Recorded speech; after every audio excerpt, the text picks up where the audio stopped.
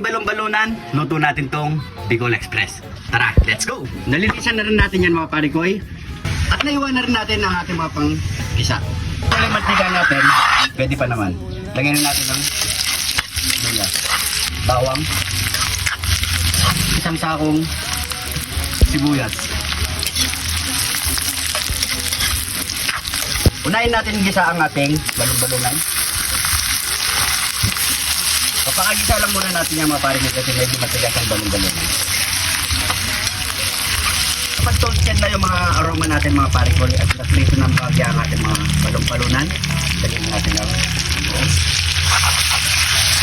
Dalhin natin ang paminta. Pamintang wasak.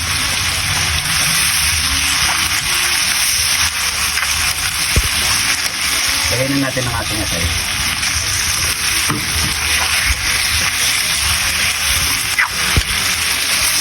Ilagay na natin ang siling panigang at kidlat ni John Teddy.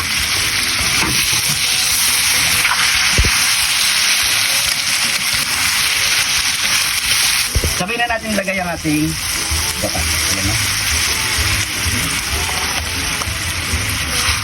Ayan, konting halo lang.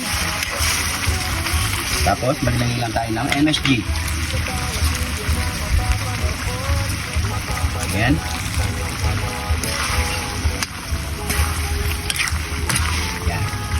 Dontay lang tayo 5 minutes. Luto na yan mga parikoy. Jun TV, halina't makisalo. Jun TV, masarap na luto, siguradong gusto mo. Jun TV. Ano pang hintay mo niya, parikoy? Yamanakin sakin! So yan mga parikoy, kain na muna tayo. Siyempre, pray muna tayo. Thank you Lord sa napakasarap na pagkain natin Lord. Bless po yung viewers namin Lord. Bless po yung sumusuporta sa amin Lord. Bless po yung family kalusugan namin Lord. In Jesus name, Amen. So yung mga parikoy, taste test na tayo. Yan o. Mamantika. Mantika talaga to. Kain natin dito sa atay.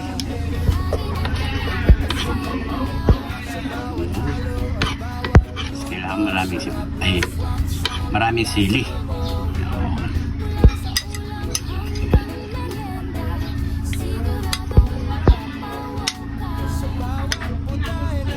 Ayun po.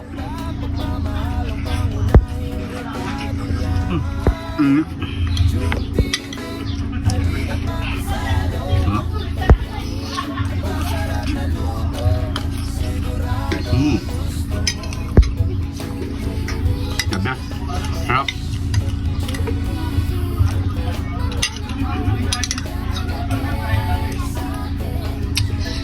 Pwede rin sa pulutan. Balong-balunan.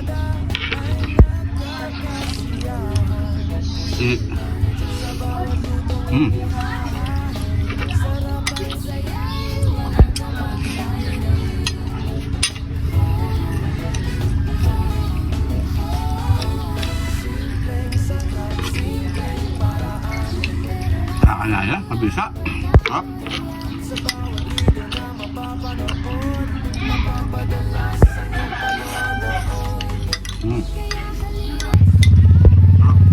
Ampay.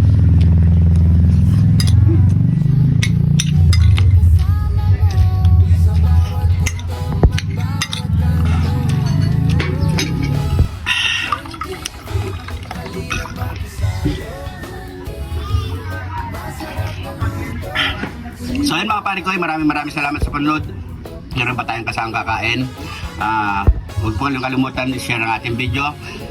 Yung shoutout po natin, next episode po, comment nyo lang po sa baba. At pasuporta po sa aking TikTok channel mga parikoy. Ayan po, nasa comment section po yung link natin. Maraming salamat po. Ingat po kayo lagi dyan. God bless po.